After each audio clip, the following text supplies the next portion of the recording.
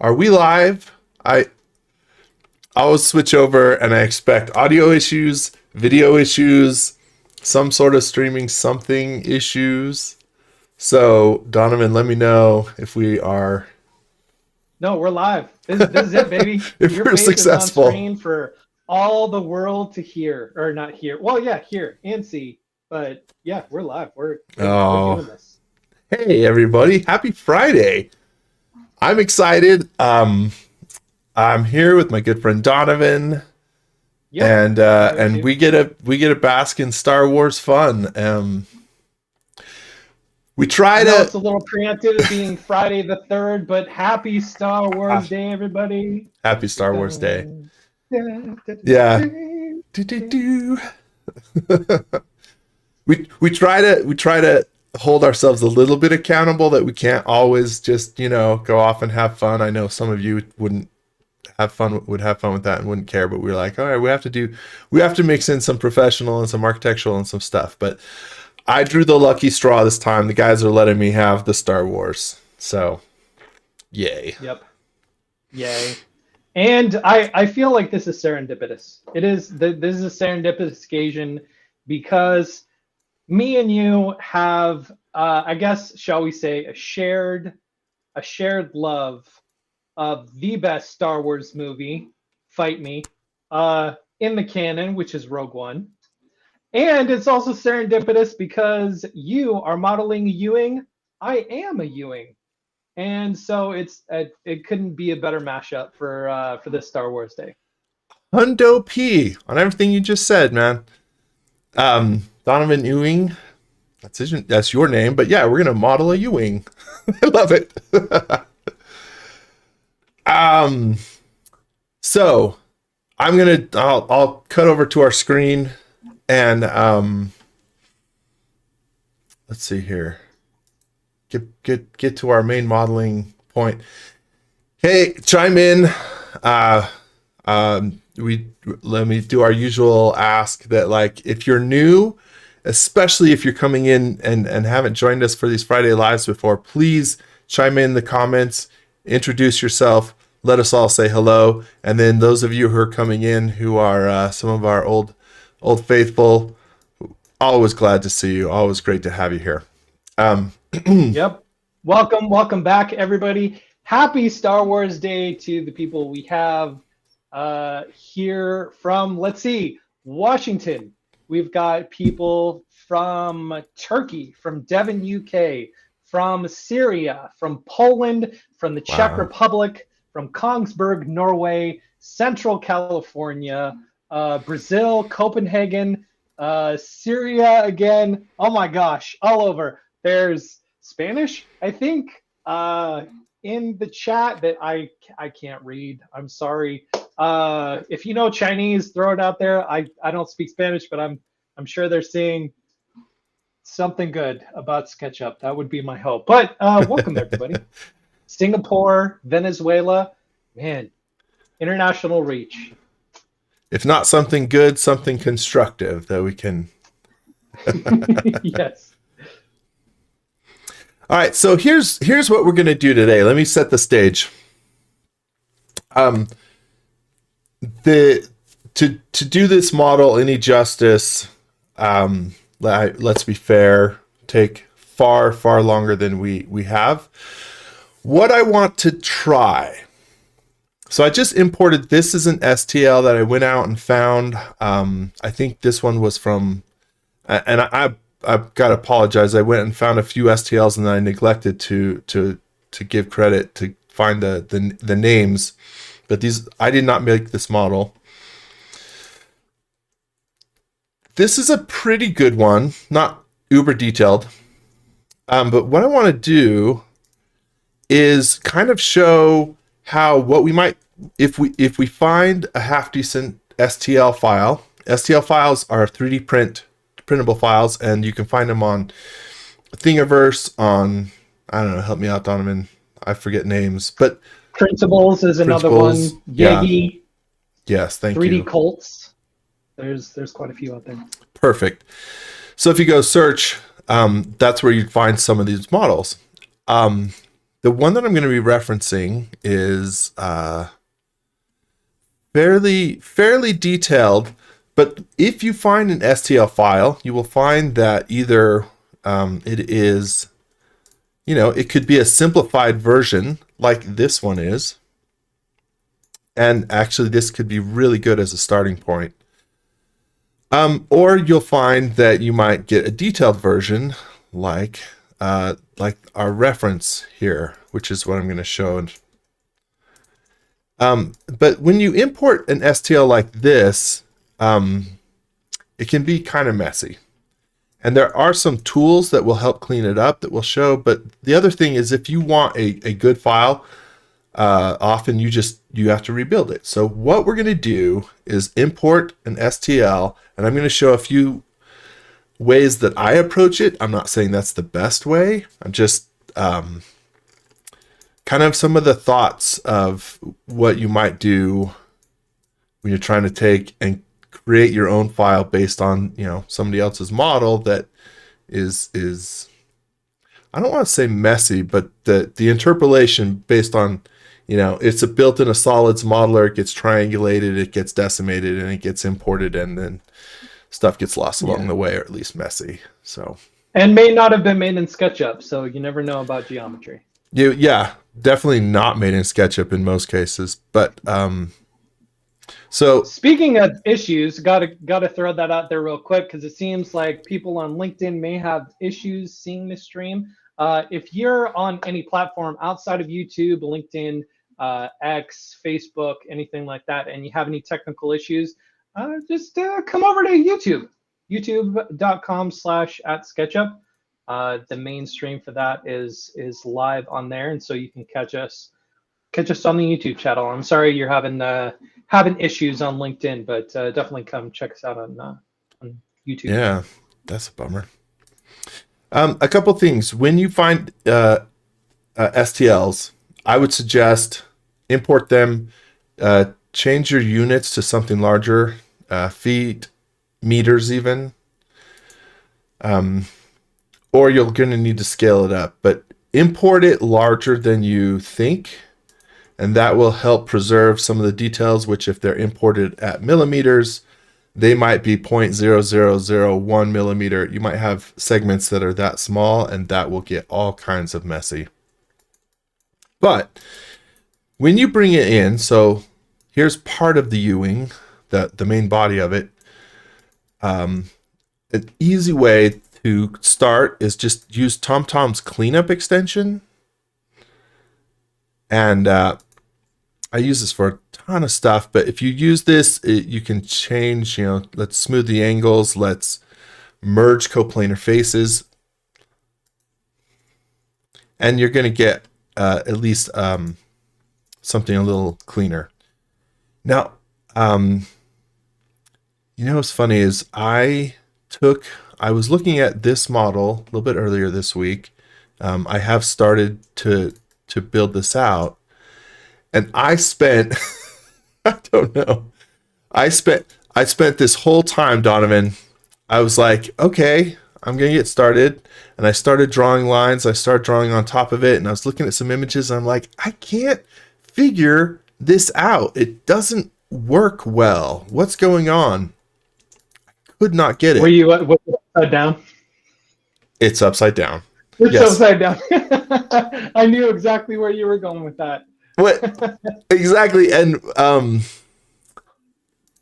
but when I imported the other, there was another version of this where it's stacked, and then the wings, and then there's an interior, and then there's like pilots, and some of those came in right side up, and this piece was upside down, and so it just didn't register. It's so obvious, and I spent the longest time being like, I can't figure out why this is so weird. Anyway, so here's what we want to look at. A model like this, when we're reconfiguring it and we're taking into account SketchUp, we could approach this a couple ways. But I mean, let's just bluntly call it out. we want to avoid this level of geometry or breaking up our surfaces this much. We want to, as much as possible, have larger flat surfaces because that's just it'll work better for us. And so this panel looks flat, but it's not, right? It's slightly curved over the side here. So how are we going to address that? If we look at, let's say, an image of, here's an image of the model that you could get of this. This slats back, but this window, these windows are vertical. But if we look here, based on how we build our panel and this segment, it just like some of the stuff, it helps us if we can anticipate it. Some of it we can't. Some of it you just have to build and see what's going to happen. But that's what we're going to try and do, is build this out with as many flat panels as we can. Now, the other thing that might happen is this might slightly... You know what? I'm going to stop yapping so much and Peggy start asked an drawing. important question. Why does a spaceship need wings when there's no atmosphere in space? I have many thoughts about that. You want to take a swing at it before I come rolling in? Well, my totally my totally pointed response was for when they're not in space and they're flying through an atmosphere, right?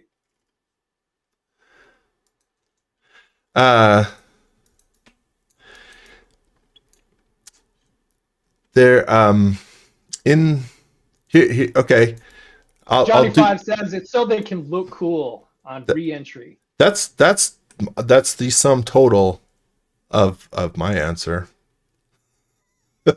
He also said, where else would you put the blinking lights? Where else would you put the blinking lights? Where else would you put the engines and laser cannons and the things that are also...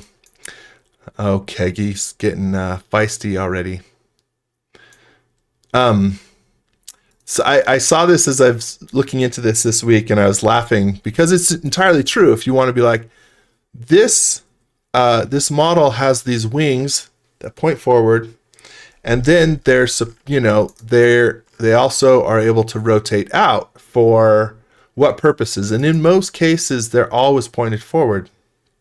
And it's like, oh, for better flight, atmospherically, yada yada yada. And I saw somebody who's like, this is the dumbest ship design I've ever seen, and I'm like, so's the X-Wing then.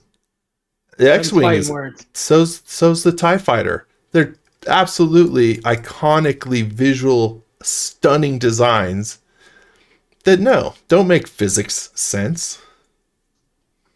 Yeah, I love it. Yeah, not about physics. It looks cool though. It looks great. Every little kid can look at an F-14 and the collapsible wings on the F-14 and think that it is the coolest fighter jet in the world because the wings move. And it is the coolest fighter jet. It is really cool because the wings move. And yeah.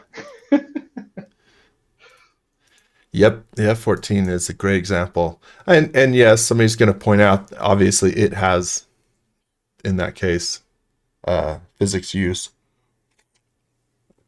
Man, I love it. Are we going to delve in? Are we just jumping straight to Maverick? Because I'll talk about that movie all day. I love that movie so much. Are you talking? Yeah, the new one? Yeah. Yeah. I mean, I'm not stopping you if you wanna delve. Yeah. I will just talk about it, and I will get nothing modeled. I mean, maybe that's not a bad thing, but I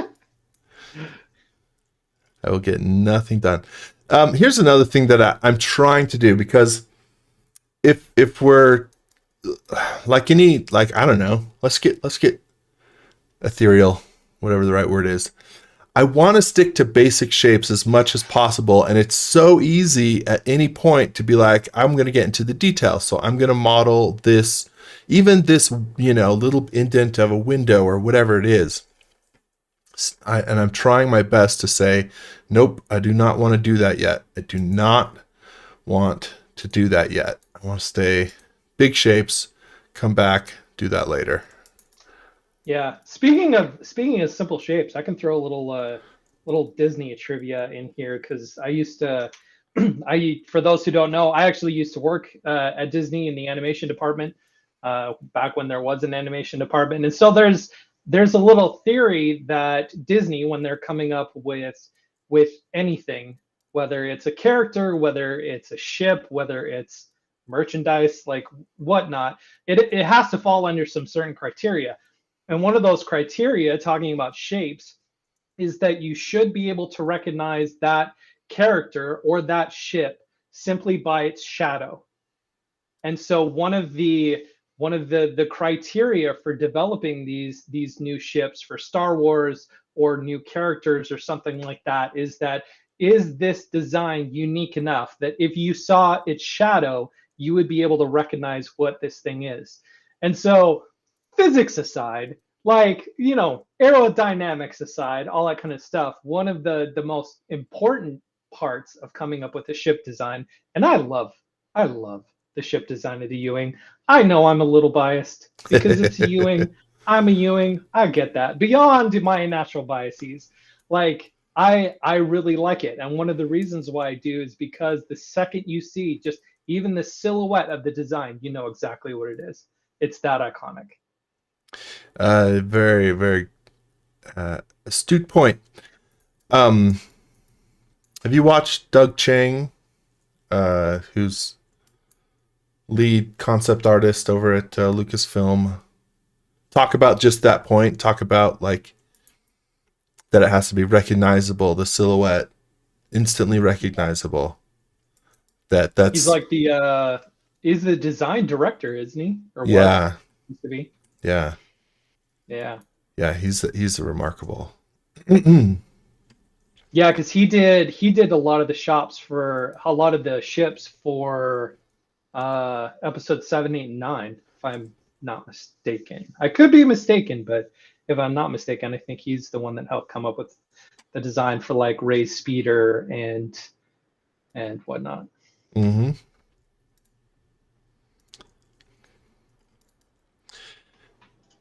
But yeah, Yeah. just throwing my little experience anecdotes out there. You can throw them back. That's right. So at this point, let's tackle this side panel. Now, here's where things could get, and let me just see if I can show this real quick. Let's say we want to make this one simple flat plane, which we could, but it depends on where you, and I know this because I started doing this. Let's say, okay, well, we're going to take the generalization of this flat plane right here, and then we'll just extend it back. So using a bit of inference locking, I can lock to this surface and then say click here, here, let me lock again, back here, right? So I'm starting to build out where this surface might go, right? So we did create our one big, nice flat surface. The thing that happens that you have to resolve is I didn't realize when I started building this that like, that's fine as long as you're willing to either average out the surface better than we did, but you've got this kind of large gap back here now that doesn't resolve. So we're not going to get away with one surface unless we resolve that in the back or we find a better sort of average across all of them, that sort of thing. So I'm going to undo that. So instead, what I think we'll do is make this kind of 3 surfaces. Kind of this front panel, this one, and then so those are going to slightly be coming together. So instead, and the other thing that may not exactly be true, but I want to make true, is I'm going to build these based, if I can, on the axis. So I'm going to draw that in the green axis, and I'm going to draw a couple other things and see if I can keep things on axis for us just to make our life simpler, even if it doesn't exactly line up with at least this reference geometry. Somebody on Facebook recommended doing cut-through projections. A profile cut-through projection. Yeah, please share a little more what you're meaning. I'm trying to, not entirely sure. I at least am following what you mean.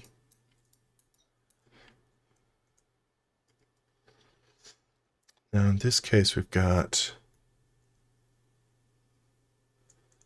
our problem is going to be, since I just drew this,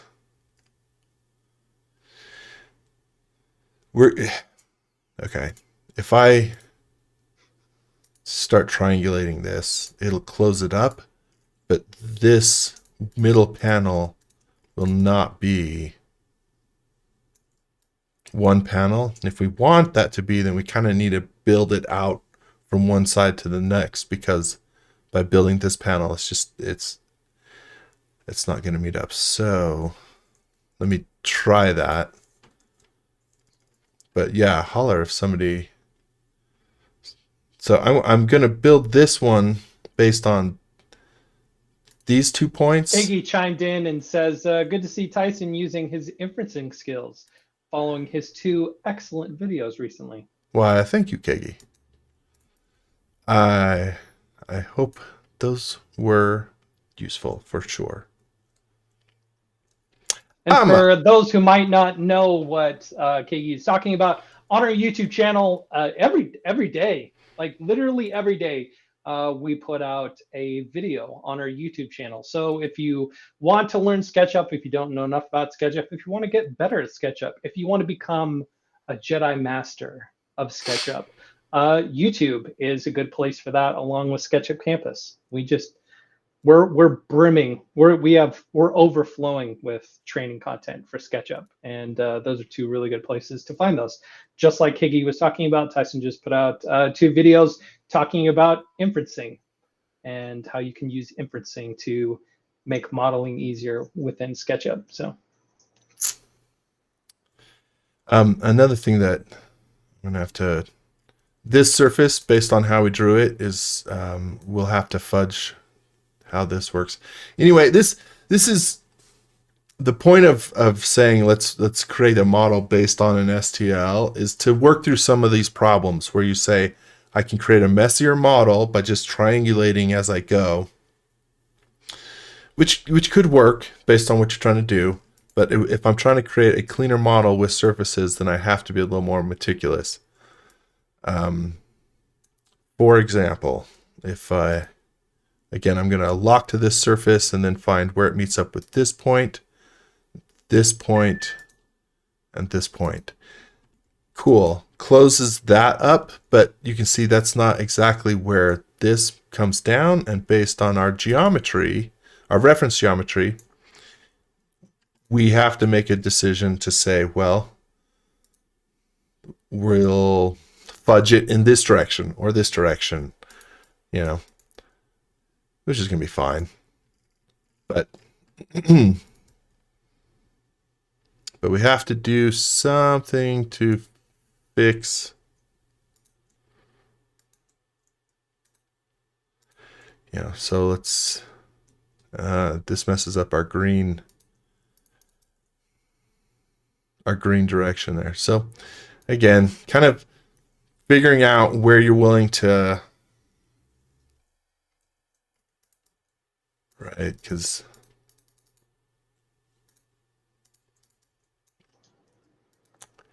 and again, maybe it's not going to matter, because depending on what you're modeling, nobody's going to be able to tell that you moved the canopy is this much wider and this, and I don't know. It's just, yeah. And look at it from far enough away, it'll look the same. It'll look the same. Right? I get hung up on this. I get hung up trying to resolve it as best I can, and it's just, it gets to be a little bit tricky. I'm still curious what the suggestion was for through projection stuff. We could also, there's a couple ways we could also, in this case, like have our surfaces way overlap them, use intersect with model, and just accept whatever we get. We could do a couple other things. I'm going to see if I can clean this up, and then I'm going to bail out from this version and jump to one that's a little more finished, so that we can move forward. Because again, I just wanted to work through a little bit of this kind of surface, figuring out the major big surfaces.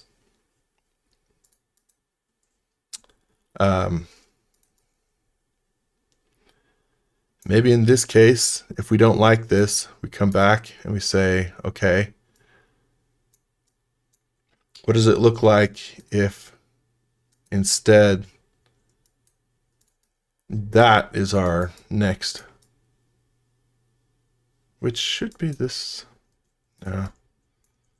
Anyway, I just experimenting a little bit, saying, what if this becomes That's how a we reference? do. That's how we do on these lives. That's why we do these lives. Honestly, Yeah. I don't think this one's not going to work well for us either. So, what did I end up doing over here?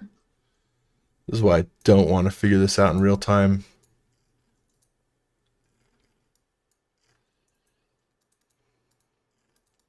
Oh, you see, part of what I did is this, on this other one, I am trying to make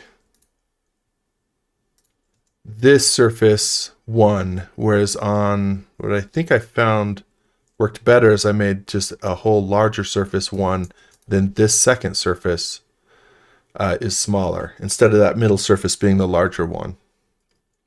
And I think that was, again, through trial and error, and I'm just not remembering that that's the approach I took. So on this one, we might come back and reconfigure that. So I'm not going to do that. I'm not going to drag everybody through. Let's just move forward and say it takes a bit of, again, we're kind of reinterpreting the geometry. Hopefully, because I'm insistent on having a couple large flat panels. And so we're doing that. And that's what we get. Another thing that you can see that for me, this back panel here is flat, but again, based on this panel, I subdivided the adjoining panels up here. And if we look at how this window is, it has this vertical. Well, that we could make it work with a little bit of pain, but rather than do that, I just drew the windows to follow the geometry. So it's not accurate to the screen model, to the movie model, right? Interpretation. Yep. All right. Peter says Tyson is showing around his boneyard once again. I love it. This definitely is true. This is a much boneyard. Okay, well, let's come back here then and model a little bit on the engine and see what we got. And with this one, again, considering why we're modeling it, not just for Friday Live. Let's say I want to model this because I want to 3D print a larger version than, you can buy a toy, but it's like this big and I want bigger or something like that. So if I was to 3D print this engine, to me, you could print the whole thing and weed out supports, but I look at this and I say, if I take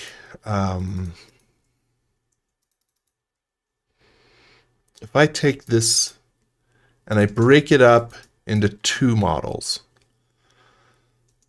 I don't have to, I would rather print this as two models and I think you can see if any of you who do this, I think that this would be the place where I would break it up, because even though this will create some support, this little under this piece here, that support's going to get covered up by that second piece being glued on. And so I would break this up and then turn this vertically and print it like that, which is going to make a lot of this stuff not need support and it come out cleaner. So that's just kind of like, okay, what's my intention? And with that in mind, I'm going to model this piece as a separate piece that I could break apart for a printing process. As an example, with that in mind, I haven't, there's a lot of details to get worked out on this, but I broke this apart kind of right at the middle of the body. Again, thinking I could print half of it top, half bottom. Now you can slice it that way in a 3D printer. But this way I'm planning for what gets sliced and where, and just, I don't know. That's just me. How I think of it. I don't know if that makes sense. It is. I mean, I'm picking up what you're putting down.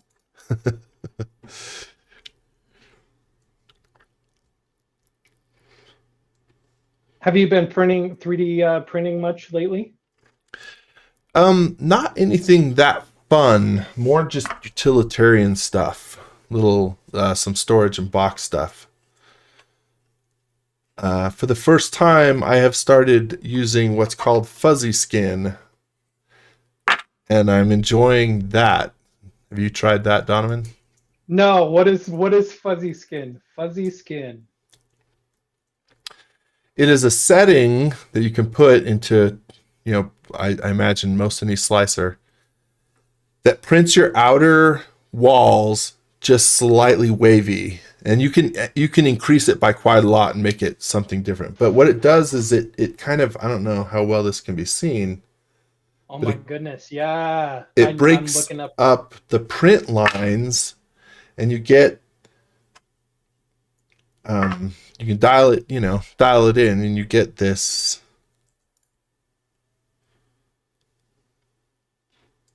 That's a Cura.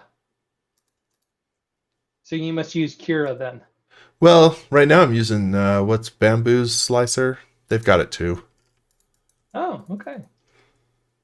Ah, yes, the Bamboo. I have not delved into that brand yet. But I have used Cura a lot. I am a fan of Cura for sure. I think you can dial stuff in with them more than anything else. Like, they have a lot of settings. That's cool. I'm reorganizing my shop, and part of that reorganization is my tool cabinet. And so I 3D printed a bunch of Tetris storage bins so when you open up my drawers in my storage cabinet, it looks like a game of Tetris with all the different Tetris shapes, and each Tetris shape has different, screws and nuts and bolts and things like that. So it's been fun 3D printing all of that organization. Because I tend to lean more towards the fun side of 3D printing than the utilitarian side of 3D printing.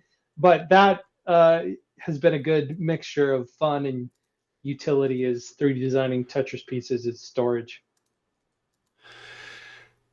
I suspect anyone who's listening will know this, but Donovan doesn't do anything that isn't ultimately some version of fun. Everything has to have a flair to it.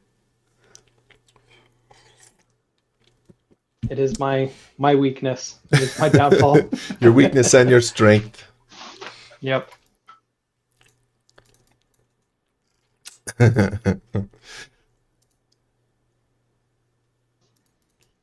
All right, so 38. Okay, so another thing that we're going to do, depending on if there's interest, um, I created a layout file based on a simplified version of this, and we could spend time recreating that in layout. I'll show it here in a little bit. But my other thought was just to swap the model rather than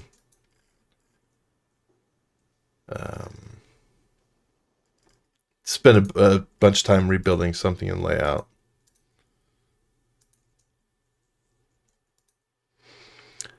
I find layout is great, and there's like really good tips to be had, but building stuff out for me tends to be kind of like just kind of, monotonous, if you will. So just takes time setting all your views up, setting your text and all that up, and that's just kind of repetitive.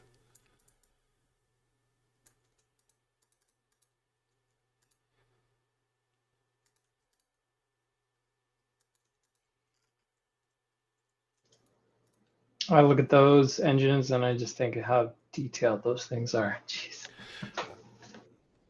Which is fun. Fun Which part of it.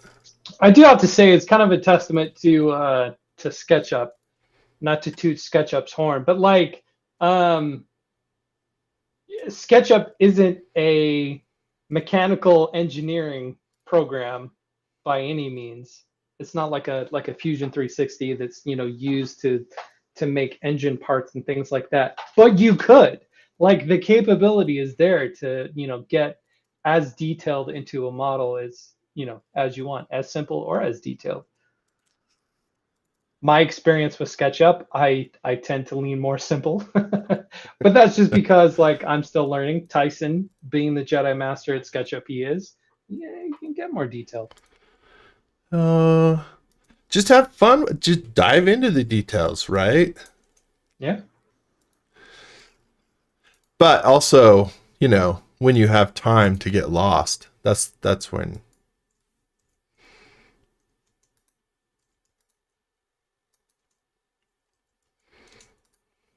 No, but it's been great. Like the other night, we're putting a patio on the back of our house, and so to get an idea of how many piers we're going to need for each of the pillars on the patio, I busted open my iPad.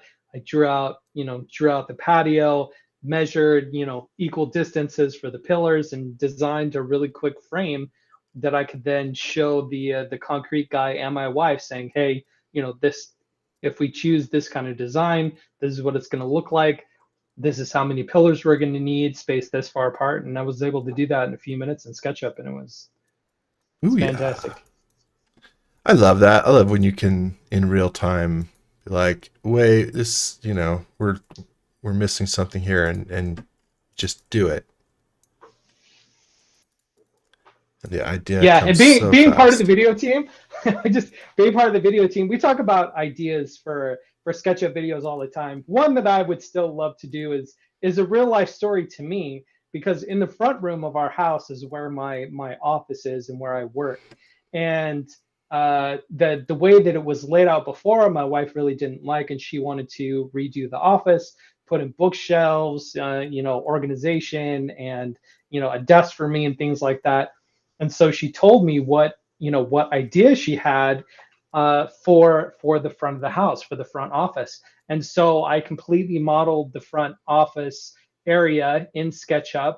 I pulled models. I pulled different models into my design of the front room, and had her stand in the front room with the AR capabilities of SketchUp for iPad, and look around the front room to see what her idea would look like. And she didn't like it. Now that I see it, I don't like this. I want to move this over here. I want to do this. And I realized at the end of it that just utilizing the AR function of SketchUp on iPad saved me so much money, because I would have had to build her original idea for then her not to like it, to then have to redo it. And that's always been a pitch of mine for a SketchUp commercial or something. It's like SketchUp saves marriages, or saves you money in your marriage, something like that. I think you're not wrong about that. I've heard some other stories say yeah. It makes for a much easier way to say,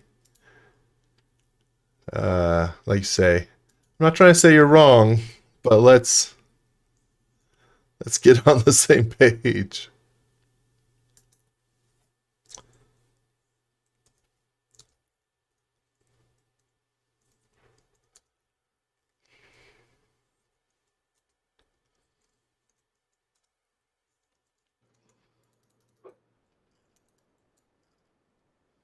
Oh, silly me. I did not make that a component. Therefore, let me amend my mistake.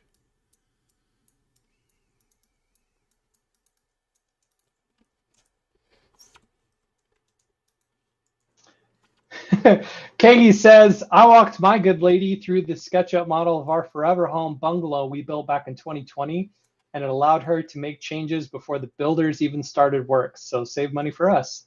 Yeah. Nice. Studio RT Cool says, a mantra of mine in a meeting. No more talking. I'll draw it up and then you can decide.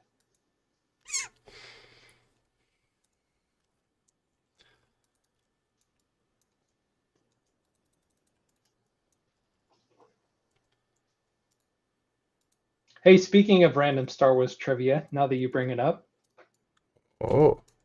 So, for Chirrut was played by Donnie Yen, but do you know who the other person they had in mind to play Chirrut Imwe? No. It was Jet Li. Which also would have been amazing, but Donnie Yen, like both, so great. It was actually Donnie Yen's idea to make Chirrut blind. Oh, really? Yeah, because originally he wasn't going to be blind. It was his idea to make Chirrut blind. That's very cool.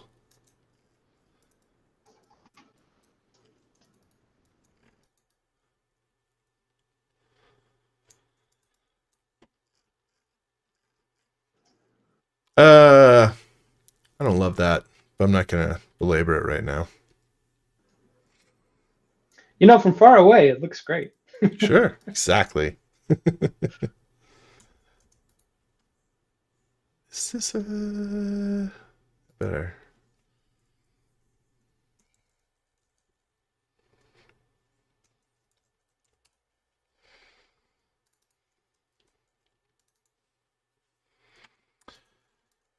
Let's.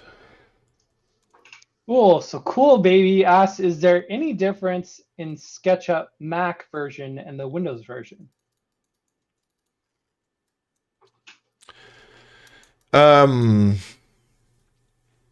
you want to answer, there's a little bit of UI difference, and that's just because we leverage a few things in the Windows and the Mac UI, particularly the colors palette, and just it rather than having to maintain a unified one that we'd have to like maintain through all that, we just leveraged it. Now that causes some little bit of confusion. There's also little things like, again, that based on the UI, I don't know if this is still true. On Mac, you can export a PNG with a native alpha built into it. Can you do that on Windows? Used to be, I think, that you couldn't. I don't know if that's still true. But it's stuff like that, because everything else is the same. There's no difference in functionality, ultimately. Just some UI. And it's little small things. Macs get the fancy pants pencils. And Macs have fancy pants pencils. It's not built for Android yet. Yeah. I do know that some of the menu settings and options are a little bit different between the Mac and the Windows in terms of where in the file menu some things are, but right, like I mean, for the most part, because when I first started using SketchUp, I was on a Windows machine, and when I started working at SketchUp, I was on a Windows. But I've been I've been so converted to the Church of Mac that I forget what it's like on a Windows machine because I've been using a Mac for the last 2 years. Yeah. And whether you want to say converted or forced conversion, because I don't want to throw shade at anybody who doesn't want to jump on that train. It was a slightly forced conversion. I mean, I don't think we insisted, but we were kind of like, Yeah. we're all on Macs, by the way. Well, yes, I was voluntold. Studio RT Cool says point clouds aren't on Mac though, right? And I believe that is correct. Mac Oh, doesn't have point cloud. Windows does. the if you have, yeah, just unfortunately, the SketchUp Studio, which includes, what's the name for it? It's not point clouds. It's uh, oh my gosh. Anyway, yeah, Yes, true. that one. That Yes. one. Yes. But yeah, you're right. Mac doesn't have that. So there are subtle differences, but functionally it is the same between the two.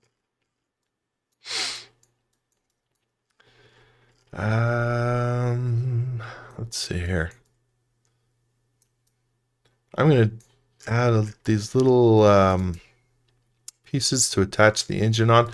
I'm just kind of jumping around at different pieces, like I say. This is the version Oh, that I Scan built Essentials. out. Scan Essentials. Thank you. Colin Holgate chimed in and reminded us. Colin is always good at Yep, keeping us Scan Essentials. honest. If I used it, I probably would have remembered the name a little bit more recently. I just hear it in passing. So. But yeah, Scan Essentials.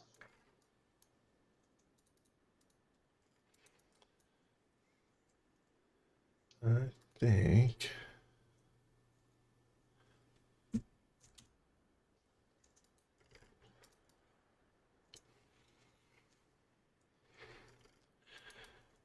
Now, what are you doing exactly right now? Like I say, I'm sort of just picking at little details that I'm like, let's work on the engine attachment right here. Let's add some greeblies under here. I'm just kind of doing all the whatever floats at the time. My brain. I'll show a little if you have not let's say added side panels or done something like on a curved surface on here. Oh, you know what? I should have tested this. Make sure that my Fredo plugins are going to work before I try and show them. Let's find out.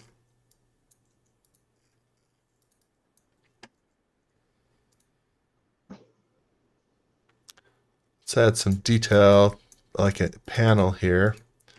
Mm-hmm. So I'll turn my hidden geometry on. Say maybe I want something like that and like this. But to draw from here to here, and then what is that sort of arc as it's spanning these segments? So if I have Fredo joint push pull and tools on surface.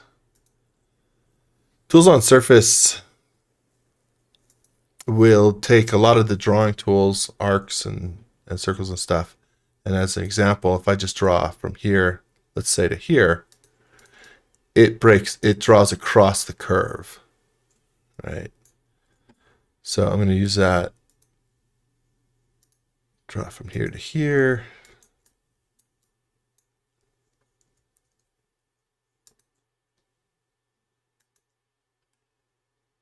And that's 3. 1, 2, 3.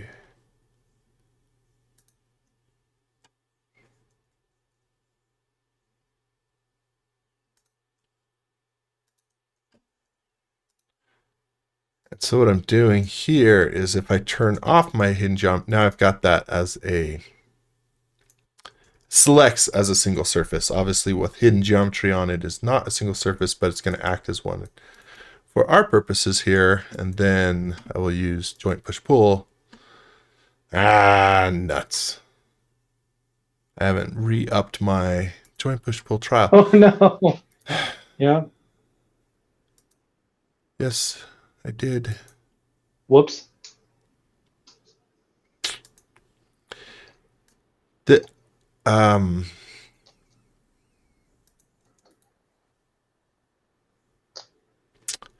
to remember where I put my license for it. See if I can grab it really quick.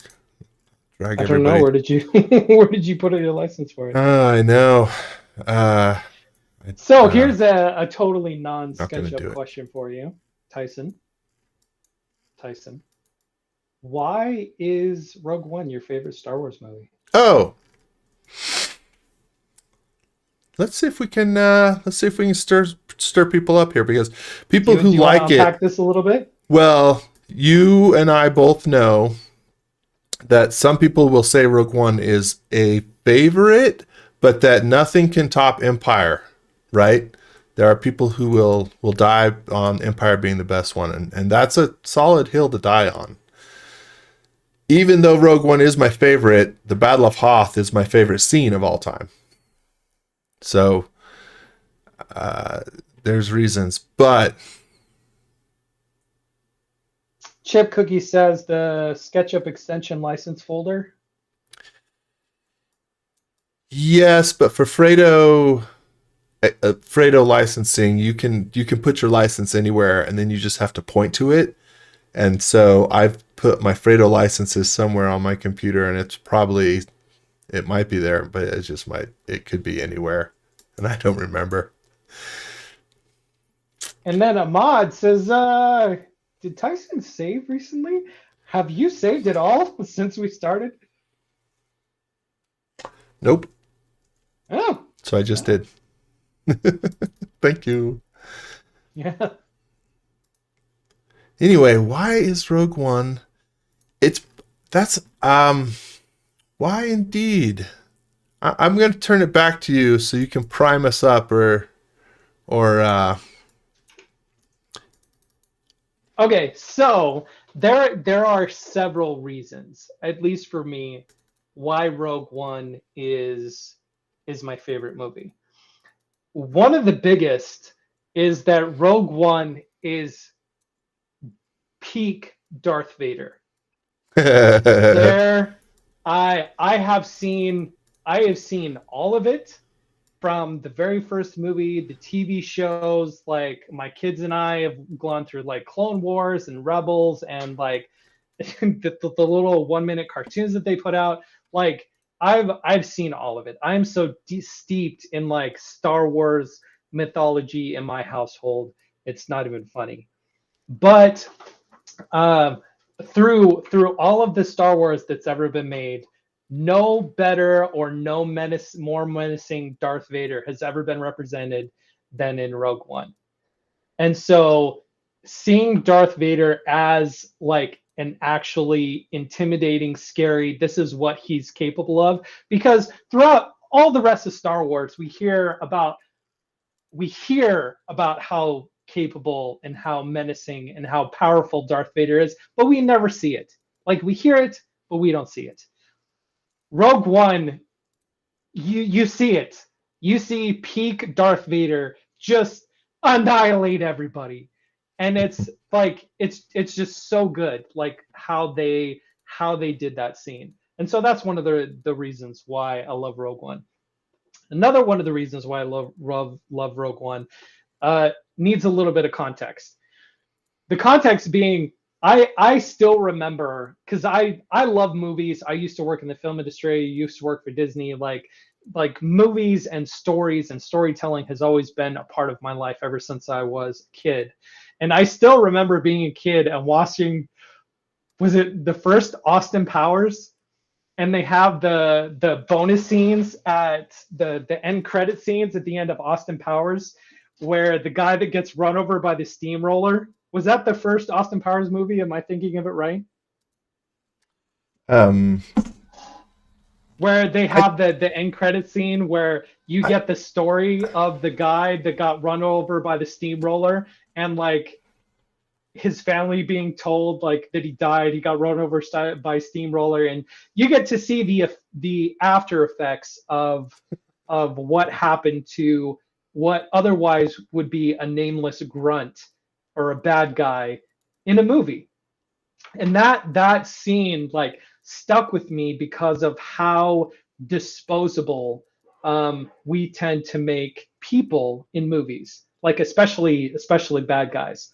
And so especially in like Star Wars and Marvel and all that kind of stuff, like there's no weight to the actions of the people in those movies because you don't get to experience like loss and tragedy and actual destruction that happens in these movies. Not to say that every movie needs to show that, but one of the things that I love about Rogue One is that Rogue One makes Star Wars feel real because it gives weight and it gives gravity to these things that are happening on screen. Like in A New Hope and like the original trilogy, they blow up an entire space station and like celebrate, and nobody thinks about like the repercussions of it. That's kind of harkening back to Jay and Silent Bob having the conversation, not Jay and Silent Bob, Clerks, having the conversation about the contract workers like building the Star Destroyer that had nothing to do with the Empire, but you know are killed by Luke Skywalker and all this other kind of stuff. I And love all the Rogue One spoofs is about the only that. Star Wars movie, at least for me, that like you feel the weight of what is happening on screen. And one of the reasons why is because when they were developing Rogue One, is they took footage and they took like photographs from like Vietnam and World War II, and they would like airbrush, rebel helmets and X-wings where planes were in the background and stuff like that. And so they intentionally made it feel real. And that is something that we don't get in any other Star Wars because there's such a disconnect between what's going on and the people and the environment and stuff like that. Whereas Gareth Edwards, he wanted to make this feel real, and I love that about the movie is that like it feels real. It feels there's weight to what is happening in that movie where we don't get that watching, something else. But that's a couple. I could keep going, but that's a couple reasons why I love Rogue One.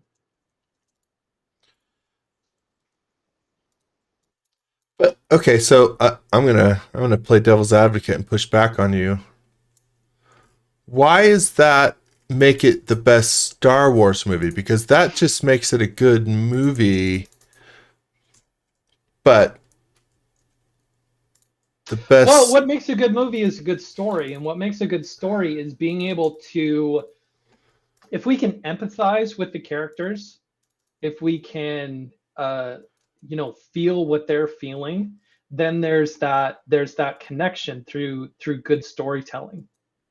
And making a movie feel more real allows you to empathize more with the characters and experience what they're experiencing rather than having a disconnect rather than having that disconnect that you would find in other stuff. Like I pick on Marvel all the time because I'm not a huge fan of what they've done to Marvel, but like just the disconnect between what you would experience watching a Marvel movie where it's so you can't empathize with a lot of the characters or what's happening, but with something that feels real, like Rogue One, you're able to empathize with the characters a lot more, and so that makes it a better story, which then makes it a better movie. I'm still gonna push back. So, from, Okay. from the standpoint of, and I'm cutting this out so I can, as soon as I use my solid tools here, I'm gonna mess up my component behavior, so I want to cut this out. Anyway, so I enjoy all that.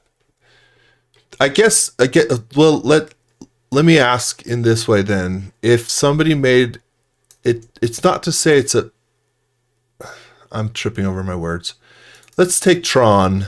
I think we both, I mean, we mentioned before, we love the Tron soundtrack, right? And we both enjoy Yeah. Tron Legacy as a movie, right? Yeah. If you made Tron, the world inside Tron, more grounded, would it make it better? And I'm not saying good or bad. I'm exploring something, so just play with me for a little bit. Oh, if you made the world of Tron more grounded, would it make it better? Um, okay, I'm gonna say no. I'm gonna say no because the world of Tron was intentionally built to be a world unlike ours. Going back to like the first movie and then going back uh to his monologue in Tron Legacy, like it was built to be a world that wasn't like our world, which is why it became his passion and why he created Clue and why he kept spending his time building this. And so if you take a world that was built to not be like our own and then you try to make it more grounded in our reality, I think it takes away from that reality that was intended to be different than ours. Does that make sense? Yeah, I think so. We're waxing all sorts of philosophical on this This edition is of SketchUp Live. this is where this is just fun. Like I'm noodling on details, having a fun conversation with my good friend about movies. What could be more fun? Sorry, everybody else, that this has just turned into my. It's just turned Yeah. into and for anyone, obviously goes without saying, call us out where you're like, you guys are nuts, because this is fun, because everybody's got their own take. Anyway, I'm exploring, if you will, the idea that says, and partially I'm working this out in my own mind when I'm still like, why did I enjoy Rogue One so much? I did enjoy that it was grounded, but that's not why it stands out to me. To me, it was grounded in the Star Wars universe, not grounded in a, like, to me, it just, it explored, I, for me, because we didn't have any significant Jedi. We had Darth Vader, but it's funny that you love that so much, because for me that was kind of throwaway, and so like I'm throwing punches here at Donovan. I enjoyed that we didn't have big main characters moving the plot. I very much enjoyed that we don't have to circle around what are essentially, superheroes in this universe, Mhm. that and Cassian and Jin and the rest of the crew make just for a much more interesting, to me, kind of story and stuff than Luke's or Darth Vader or their story. Most of them are either like, pure evil, pure good, or some push towards that extreme that's just less interesting. Cassian, I love so much that the guy's willing to just he's a flawed, complex character that will he's not a good guy. He's just fighting for a good cause, and that makes him, and that's not appropriate for every movie or even appropriate for every character. I'm just saying that one, to me, I really that That I is true. enjoyed that. And continue. I was gonna chime in and just say that yes, and Cassian led to Andor as a TV show, which I think is like peak Star Wars television because Oh, that it was just so good. definitely is the Oh, best so good. best series by far. That made it so much the better. Yes. You know, when you add details, just come back here. I thought I was going to add these little thin details, and now I'm like, I don't like them. Yeah, somebody's asking if you're making metal dovetails because it kind of looks like dovetails. It does kind of look like dovetails. Yeah, kind of. Kind of. Agreed. I don't know. Got some people saying I should stop distracting you. I'm just noodling. So it's not no problem here. No, we're just having fun. I really like the cast of characters in Rogue One, and I love all the things, but yeah, their motivations, their stuff is so much just so interesting. So let's see now. I'm going to do a couple things here. We're going to pivot. Like we went deep into like, let's have our moment. I'm going to pivot just because I can into a couple things. This is detailed enough that what I want to do is show. I like out there on the webs and stuff. You know, you have these ships and these things, and I just like an old blueprint. I like the look of it, and a spread like this. So I created this dock to use with our model, and I built this one on that simplified STL that had been imported. So if you will, this guy, I'll show this file.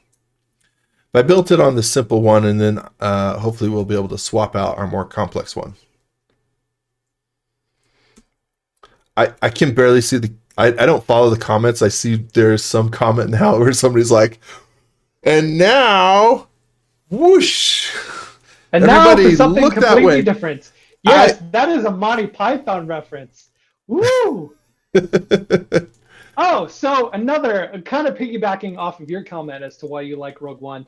I love the fact that it is one of the great things about Rogue One is that when they were doing the production of Rogue One, Gareth Edwards and his team was going through old film canisters in the Lucasfilm archives, and they found unused footage from Episode 4 that they then put in the final battle scene on Yavin 4 in the movie. And so it, unlike episode like 7, where it's kind of a recreation of episode 4, this one actually ties into it in a way where like there's literal unused footage from like 40 years earlier that they were able to use in this one. The costumes from episode 4, they reused some of the costumes in it.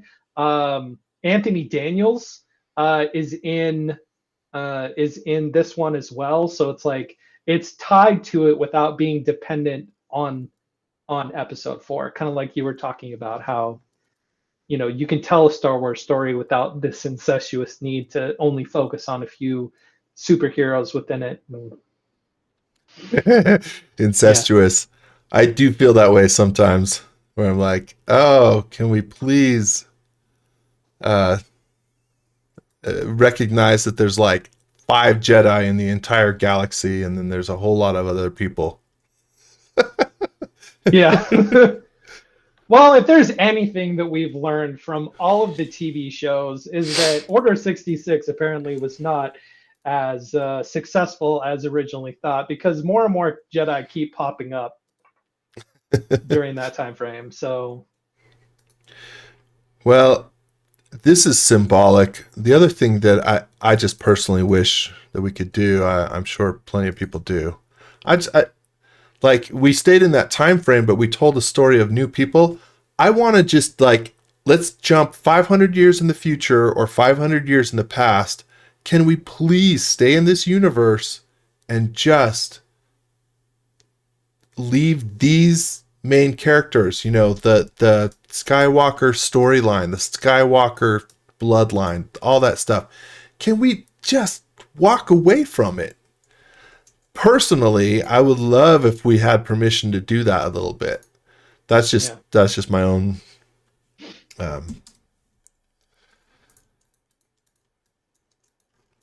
but anyway, little oh, we got us on our rants, man. Yeah. This is the kind of stuff we talk about when when Tyson and I are in person. Oh yeah. Like the last time you and I were together, I came over to your house, and what did we do? We watched Rogue One on your ginormous wall. Which did I build that? Another SketchUp thing. I built a big screen so I could project it, and then probably, I like everything, it's going to be a SketchUp model at some point. Which is where, and it's so funny because it's not like it's hidden at all, but it's where I got to introduce Donovan to, we did watch some Empire Strikes Back as well, and I got to introduce Donovan to the idea that they use bubble wrap as part of their... Yeah. The best. Yes, everybody knows this, right? Bubble wrap. If you know, you know.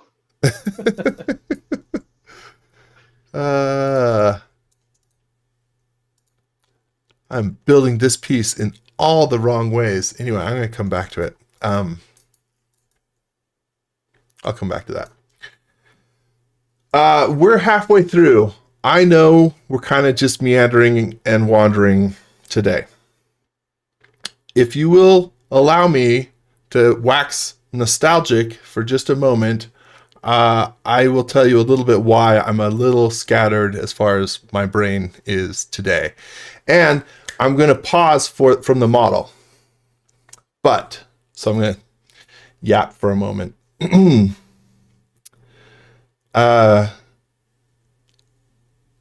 Officially, this will be my last Friday live.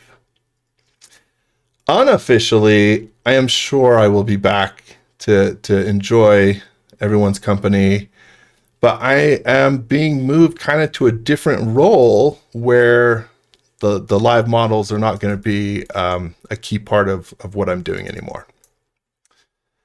And so I'm just like, I'm just kind of enjoying the time. That's why I'm not like super focused or super trying to point out anything. I'm just enjoying the time with y'all because that's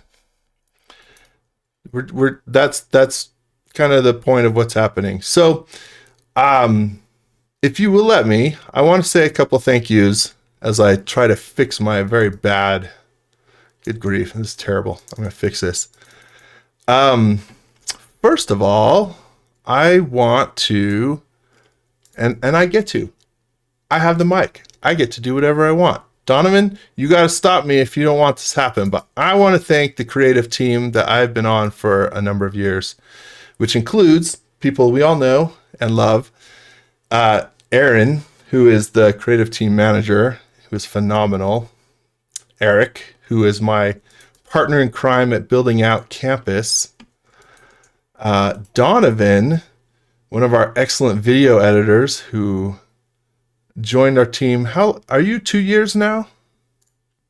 Yeah. I had my 2-year anniversary 2 weeks ago. Nice. Yeah. So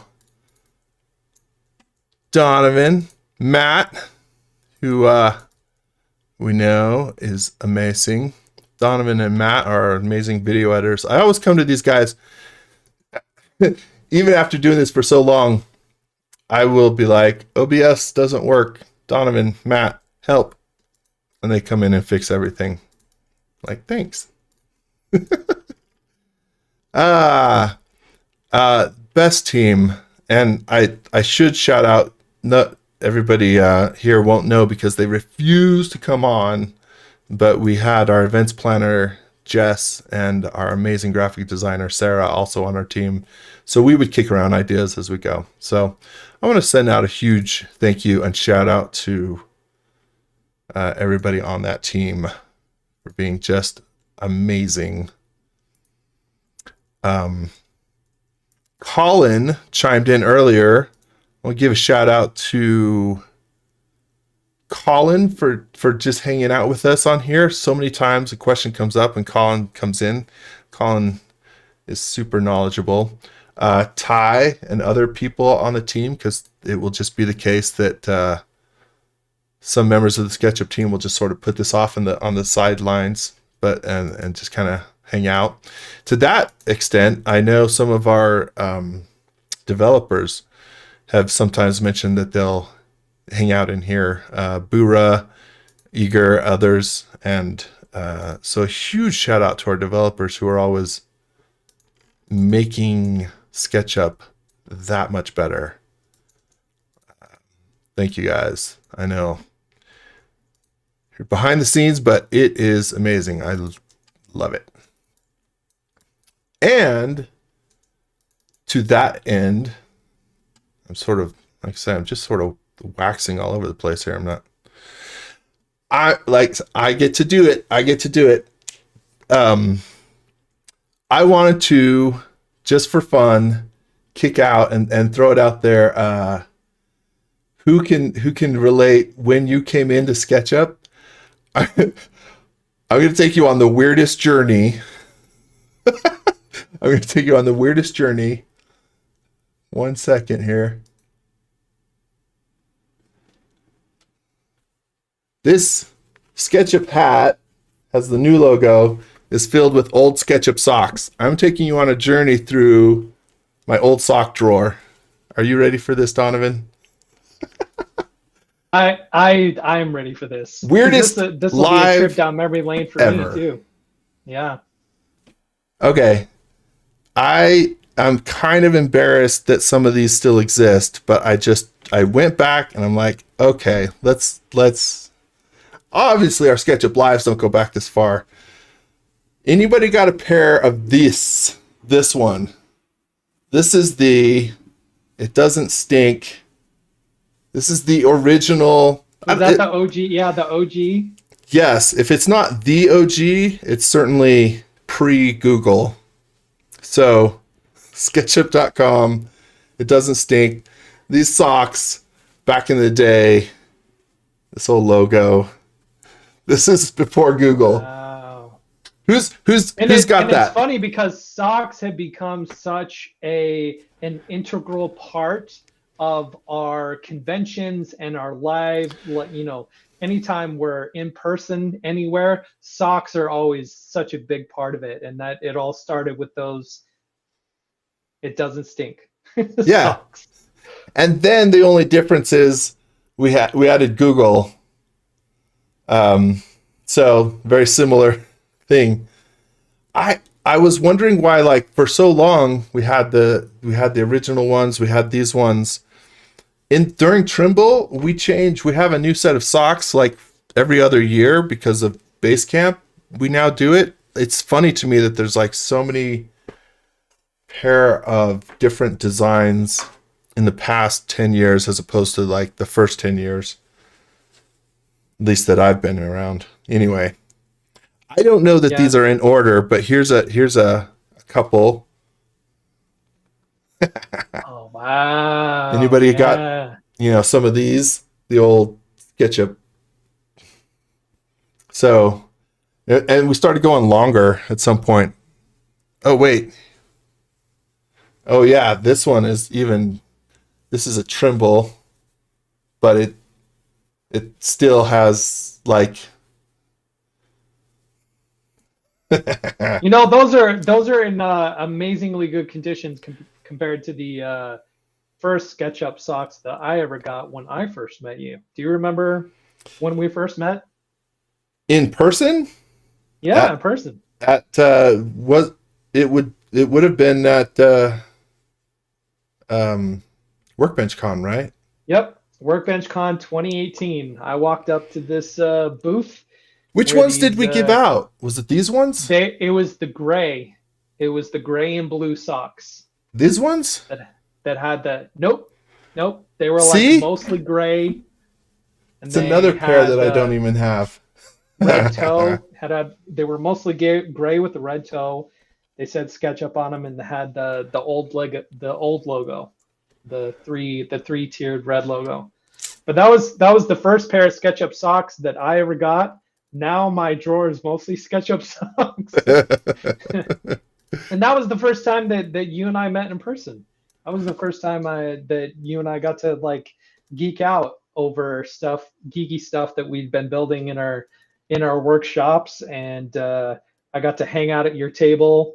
I got to wear some Star Wars helmets and take pictures with the Mandalorian helmet that was there, and all kinds of stuff. It was a great time. And who knew in that moment, back in 2018, that I would be here now, hanging out with you on your last live with us. Awesome. Again, it shouldn't be my last. But it is my last official. Well, I'll just say last it's that official. one. Yes, you're not going away. You're just you're not going up to the farm. You're just going up to the farm. Yeah. I'm going to the farm. He went to a better place. Oh yeah. Send him to the farm. That's great. Oh, well, thanks everybody. That was just a little bit of a trip down memory lane I wanted to take just for, I don't know. I just felt like doing it. I just felt like doing it. Randy says, my first introduction to SketchUp was Tyson's Sydney Harbor Bridge. Oh, man. Should I apologize for that?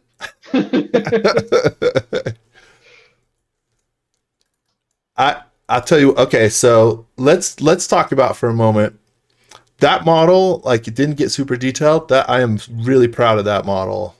Some of these lives, I'm not happy with the way they turn out. Like that, the house on a cliff we did a couple weeks ago that you and I did. I don't love the way that one turned out. I don't love the way the Sydney one turned out. But figuring out how to do it was a thing. So, and so yeah, I thank you for remembering that one. I'm kind of proud that at least that one got done. If not done that well, at least it did get done, because that was tricky. Yeah, Randy says, I sat there and thought, I got to get that software. Oh, nice. So we converted at least one person? Whole thing's been worth Transom chimed in and said, poor Tyson. We knew him well. He's in the Boneyard now. In my own boneyard. In your own Boneyard. Yep. Nice.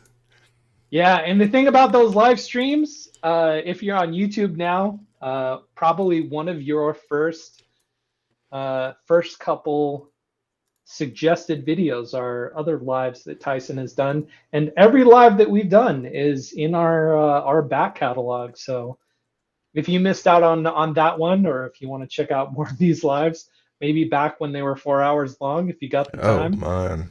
And want to know how to model a lightsaber or whatever, you can check them out on our library. Man, I am not sad. Aaron's been doing, like, if Aaron ever, that's when the era will close, because he started this.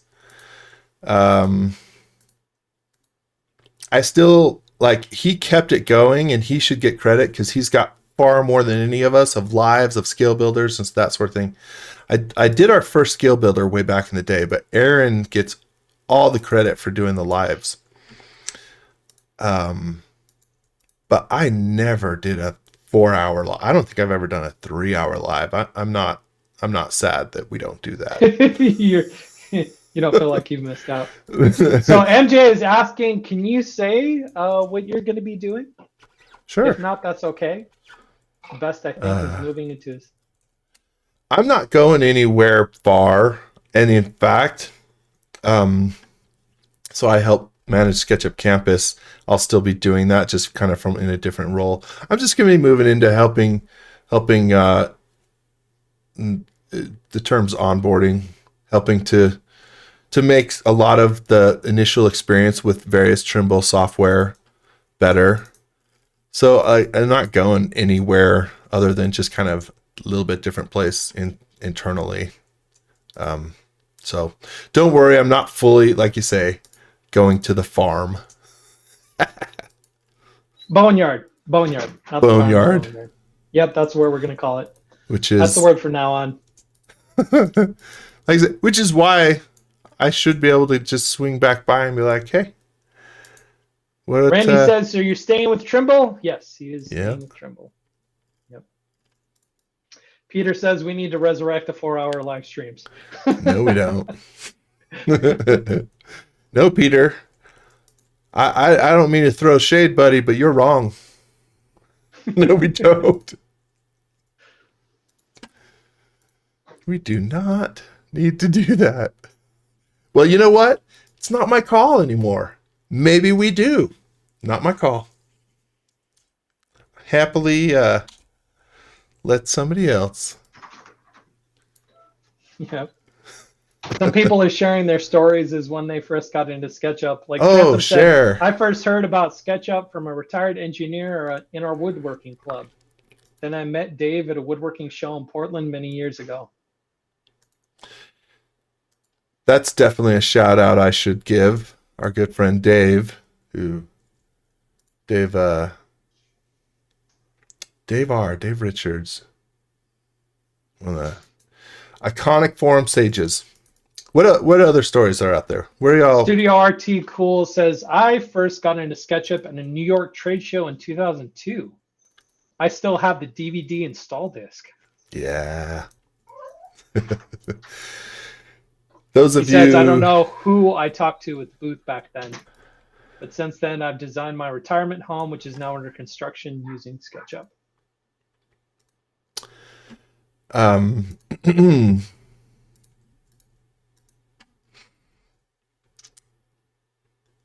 those. A lot of people are commenting that the black and red socks are the ones that they have from conferences. Nice. I never got were the black and red socks after the gray and blue socks or before? These ones? Yeah.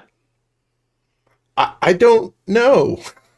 They look newer, but that just may be my own socks. So. These have the old red logo, which actually most of these do. They all do. So that's not a giveaway. These are probably some of the original once we were Trimble. But yeah, that's cool. A lot of people have that version. And it's funny, Donovan, because I was like, oh, I've got all these socks here. I must have most versions. And then you immediately reference one I don't have. Yeah, well, probably because you gave them all away. I should. Ahmad wonders if you have SketchUp underwear too. I don't think they ever made that, did they? Not that I know of. But, right? Like, you would think for all the SketchUp swag. Yeah, for all the SketchUp swag. MJ says, started SketchUp on version 5. Then took Dave Richards' classes and never looks back. Nice. Version 5. Version 5, we had a coffee stain logo. It was SketchUp 5, and the 5 was like in a half circle. Dave Matthews inspired? Oh, I don't know. I mean, it is just...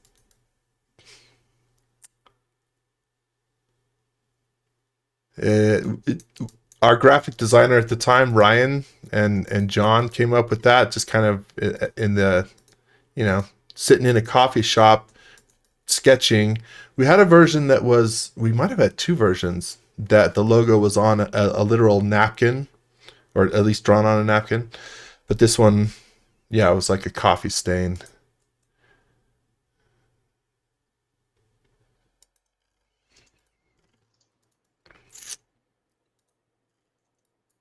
Yeah, where else did people come in from?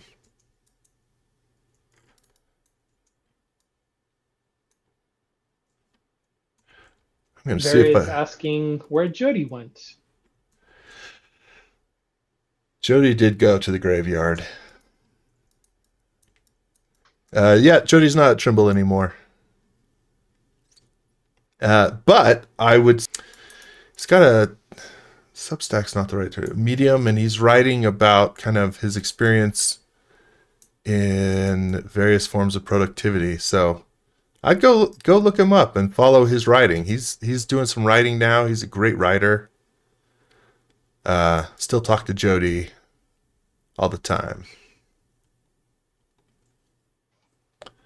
Yeah, he just followed me on social media, so and I followed him back. I didn't know he was on social media, but now I get to see all the woodworking stuff that he's doing too.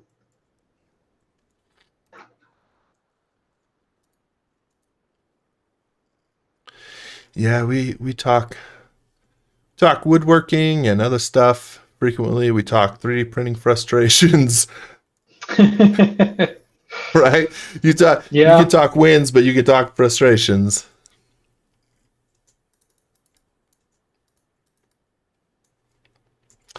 I am going to hope. Okay, so here's my hope. So this is the SketchUp file that I built that layout file on. I'm going to try to take this now more detailed version, swap it out, and then see if we get a. I mean, that's how it should work. Depends if I set up layout well. We'll see. Studio R2 Cool says John Bacchus left at some point too, correct? John's back at Trimble. He did leave at some point, but he came back to Trimble as a kind of UX director. But I haven't seen him since. But yeah, actually, he did leave, and he's back. It's hard to leave, apparently.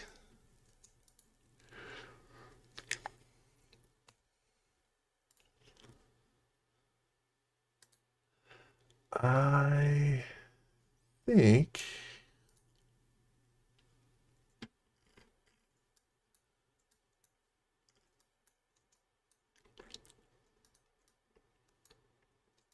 now to make this work the way that I set it up, I set these wings up on their own tags so I can turn them on and off in the layout file. So I'll need to break up my model. Yeah, that looks so cool.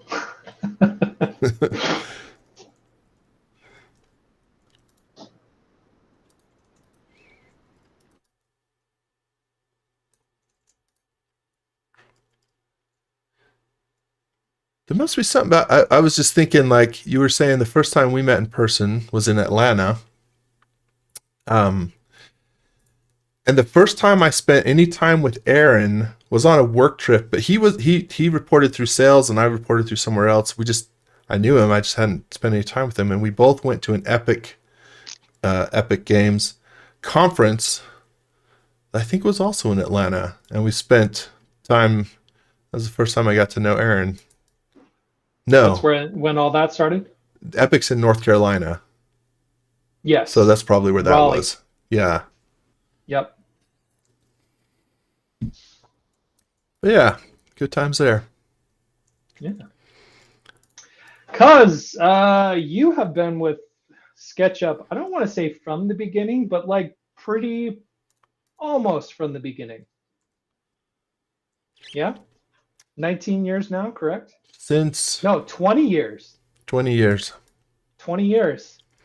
Because I remember at base camp when I first was hired on the SketchUp, Aaron and I made you Borderlands themed lightsabers to celebrate your 18-year anniversary, and that was 2 years ago. Oh my gosh, that was 2 years ago. Ah! Unfortunately, that was 2 years ago. Yeah, I love those things. I put them on my shop wall. And I still play Borderlands way too much. Yeah. If such a thing can be. No, you're fine. You're good. You're good. I better position these right. So let me see if I can get this set up here. It's funny.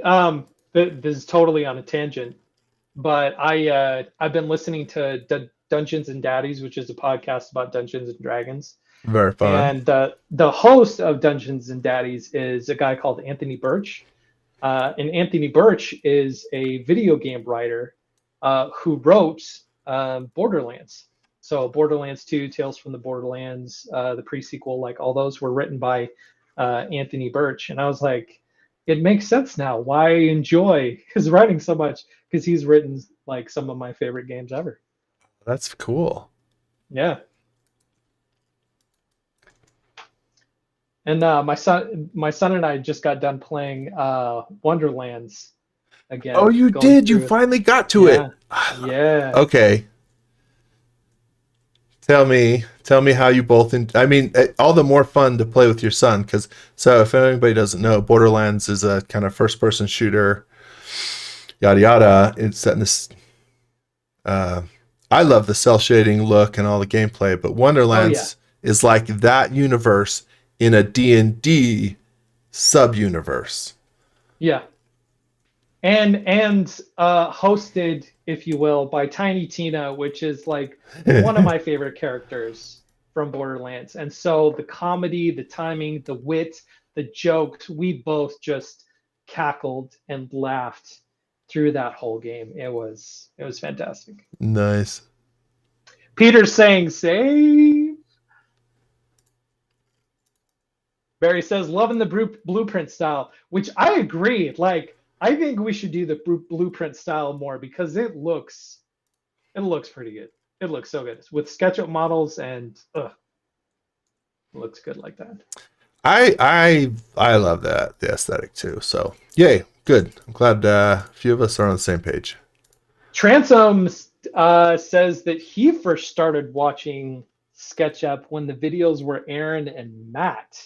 Mm-hmm. That was a while ago as well. Matt's first videos. If you want to delve into the YouTube library and embarrass Matt a little, go watch a couple of his first videos, because his personality definitely comes out later. But yeah, he made some of those first videos when the YouTube channel was just, starting to get momentum. We brought Matt on. I don't think he'd ever used SketchUp before his first interview. But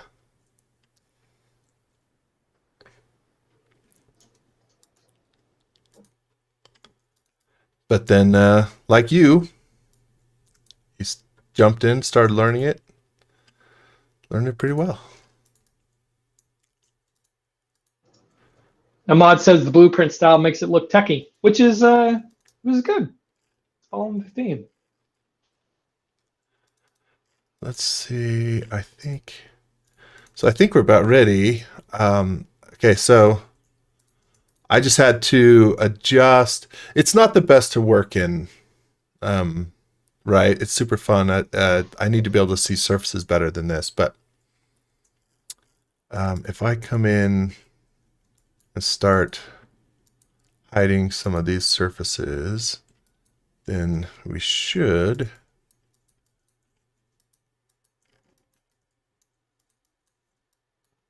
hiding some of these edges, I should say, right? So this appears like it's one solid piece. But I think I've set everything up on my tags, that if I save this file, note, probably I should have brought this in, saved a new file, and then referenced the new file instead of just deleting my old geometry in case I broke something wrong. But hey, let's see. Let's find out. So now I've saved this. See if I've set it up correctly. So if we go to layout, and if we look at this for a moment, the new layout, I've got draft mode on. New layout, which is what's happening when I zoom and we lose the detail. That's intentional. Let's see if we get a lot more detail here as soon as I update this. So let me unlock and update the model reference. Yes. Transom says blueprints look great, especially the real ones. I was looking at some that my grandfather drew of a church in 1955, and they still look good for a few years and wrinkles. Nice. I'm missing the bottom half of my ship. Whoop. Let me see. But otherwise, everything else. Which is funny because we commented that at the start of this when we were talking about modeling it upside down. Yeah. Okay, so I think it's probably there, or I accidentally hit it.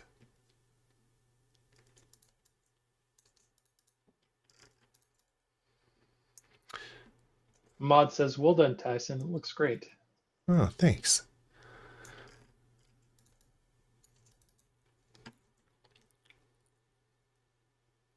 Okay.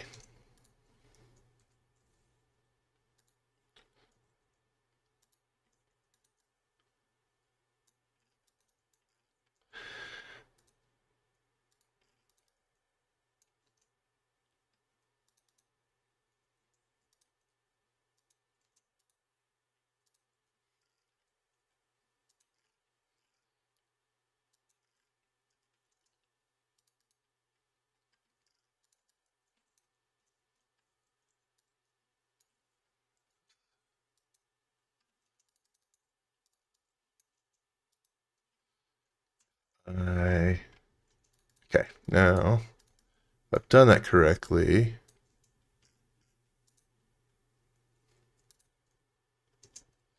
Should be able to come in here and paste and good. Paste in place. Yeah.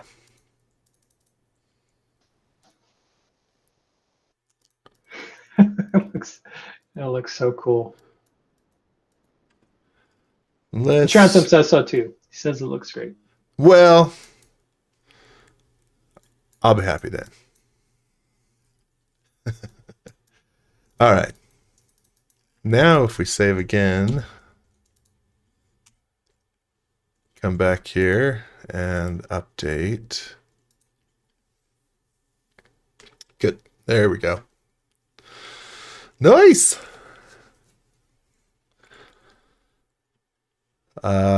My scale was just a little bit off. These tips are long, almost off page, but they look all right.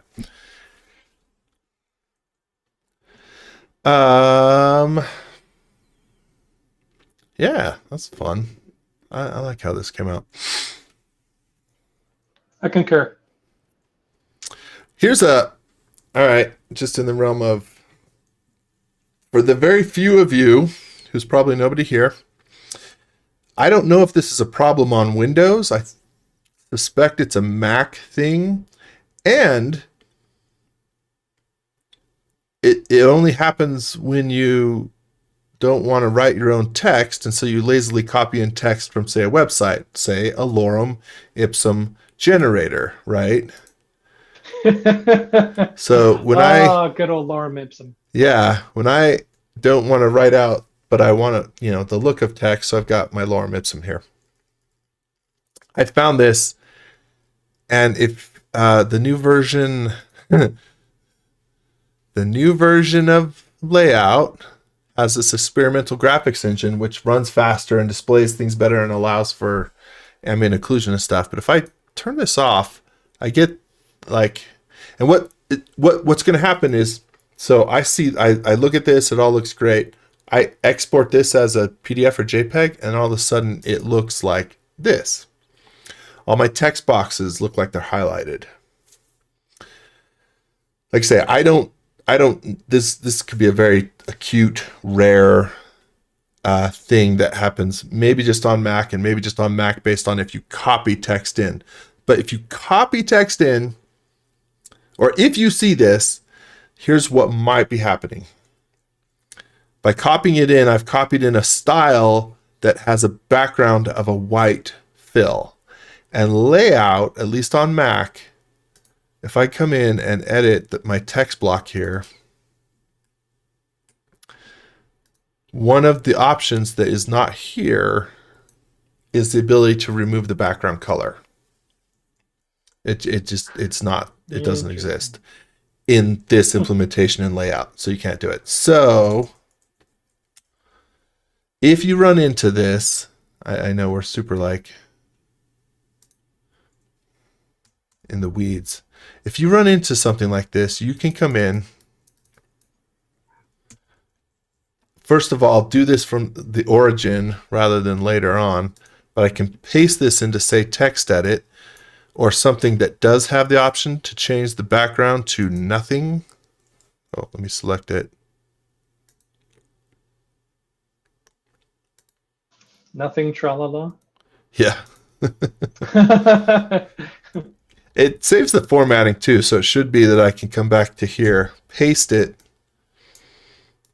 and you can see that the format looks correct now. So I'd forgotten that, and I copied in some lorem ipsum from a website, and then I just kept copying that text, even when I was writing other text, which means that it all has this white background. But so I can't export this without fixing that, but I can, just for our purposes, go back in and at least for now turn on the experimental graphics engine, which is gonna fix that or display that the way that I thought it was. So super random little, if you run into that, that might help. Otherwise,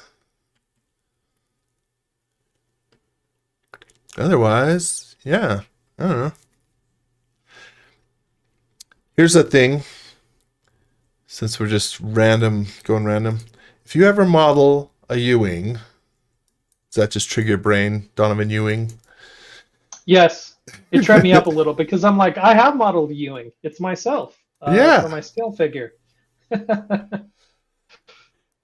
This underside is weird. It's weird.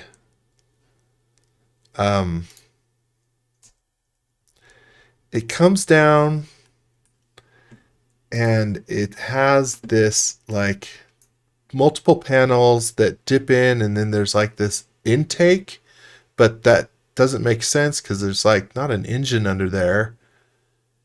And anyway, if you model this, ignore that or prepare to like figure this out. I never did, at least not in the little bit I was playing with, because like it's kind of weird the way that works. A little weird.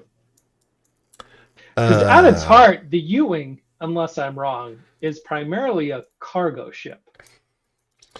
Yeah, it's like a fast in-out transport ship. Yeah, or transport ship, not cargo ship, but like transport. Mm-hmm. I just saved. I don't know.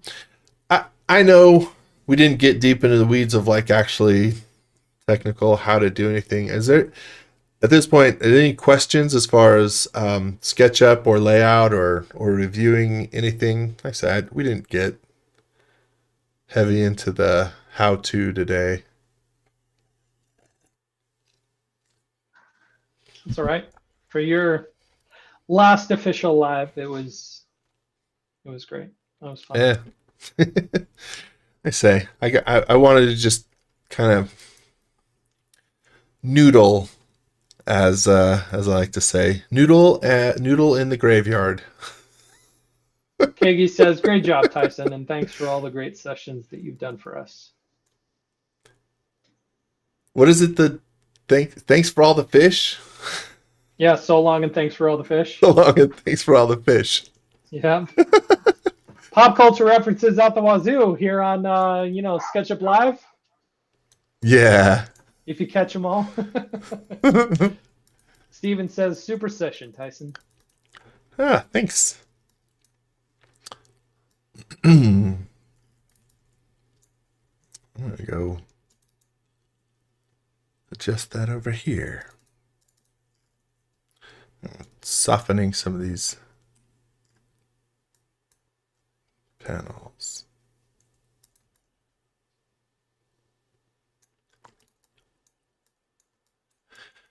Yeah, that's about all I got. Kegi says, that was my last company email on my retirement. So long and thanks Thank, for all the fish. thanks for all the fish. Nice. Thanks for all the fish.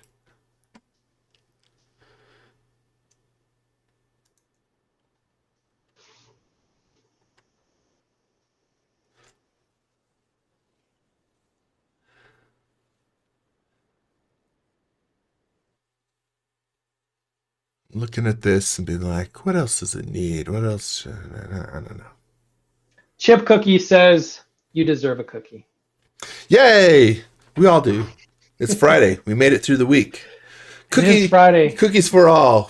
You get a cookie and you get a cookie. Yeah. All right. Lasers. Kegi says lasers. Pew pew. Needs lasers. Oh, you're right. Let's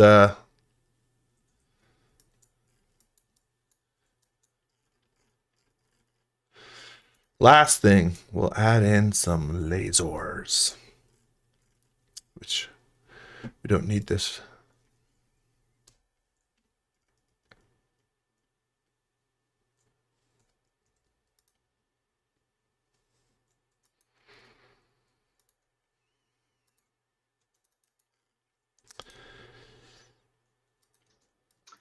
Huh. Mod said save this for a screen background. This would actually make a pretty cool wallpaper. Randy says so many excellent live streams and so many excellent techniques learned simply through watching. Your skills have been spread far and wide. And that is very true. Every time we do one of these lives, it's amazing the global reach that our little, what did you call it, noodling on Fridays, goes out to. CJ says, happy trails, Tyson. Thanks for all the entertainment throughout the years. I super Eric and Aaron and I'll just speak for those of us who kind of do these primary lives. And all this I've said before. But Aaron's much better at sort of feeling comfortable with jumping in and not without much prep. I really like to do some prep. But even if I don't, and even if I know like a session didn't go quite how I'd hoped it would, we have such a great, just nice, congenial, forgiving, sarcastic when you need them to be.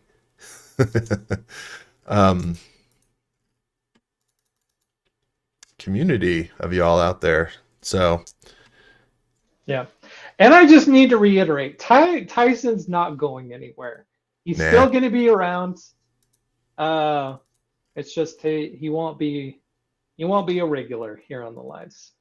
Maybe we'll be able to talk him into coming back from time to time, but I'm just going across the Barry office. Says, thanks, Tyson. The three of you are such a great mix of styles and approaches. And that is very true. It is a very diverse mix of styles and approaches to SketchUp.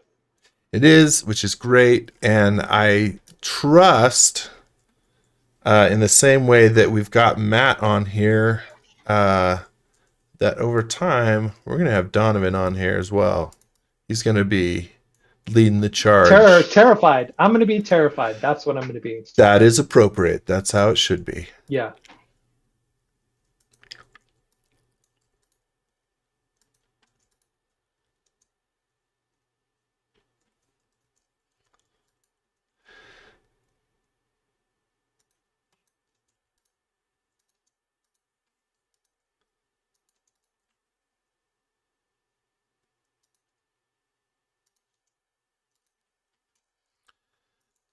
Who got me noodling again? You. No, Colin says, somebody else thanks, Tyson, for all suggested the it. great viz. It's been a hoot. Hoot. A hoot. I know I enjoy noodling, but somebody suggested we had to add this on. And Transom also says, thanks for all the shade that we throw at you. that's the best part. Yeah, it is what makes the lives more, shall we say, lively. We shall.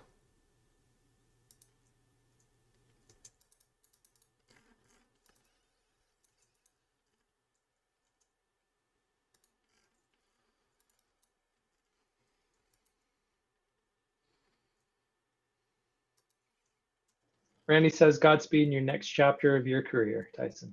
Thanks.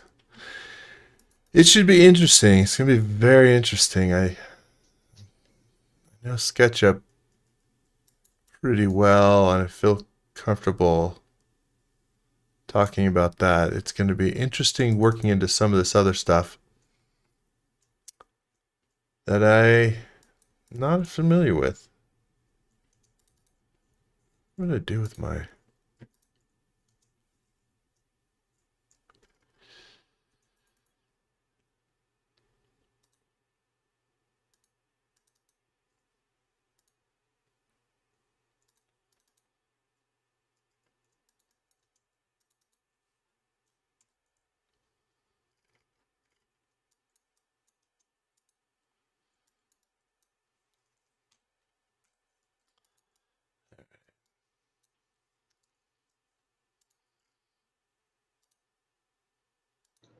There we go. Now it looks more complete.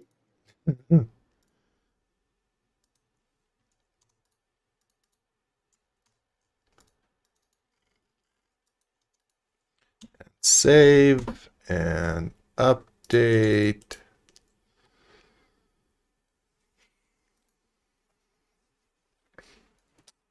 All right. Going out on some laser cannons. How could it be better than that? Yeah, that's all I got. And that was fun. This was a fun one. So thanks. Like I say, we kind of have to be careful how many just fun models we get. So thanks, Eric and Aaron, for letting me have this one. We have the Star Wars Day model. Like I said, it was fortuitous. It was the perfect model for us to hang out together on today. Woohoo! Oh, you know what? I'm realizing that, like, for our YouTube thumbnail, I need to export this. I want to export this as the final image. And now I'm gonna run into that issue where I have to go in and fix all my text. Yep. All right, that'll take me a couple minutes. I'll have to go do that. Time. Yeah. All right, that's it. We're good. Peter says, we'll miss your canoodling and the narration with your dulcet tones. Thanks. That's all. My dulcet ramblings and canoodlings. That is correct. But thank you all for a lot of great sessions. And look forward to swinging by as we move forward. So I think let's call it, Donovan. Let's call it, and everybody have about the time, isn't it? A safe weekend, a wonderful weekend, a great week. Happy Star Wars Day tomorrow, everybody. Happy Star Wars Day. Happy Star Wars Day. Donovan is wearing Star Wars swag. I went nostalgic, as I mentioned, and wore some SketchUp swag, but Donovan's actually wearing some Star Wars, so can't see him, but got to give him credit. Yeah. Okay, thanks again, y'all. Have a wonderful time. I don't know what's in store next week, but it'll be good. So I'll be chiming in from the peanut gallery. So thanks, everybody. See you next week. Ciao.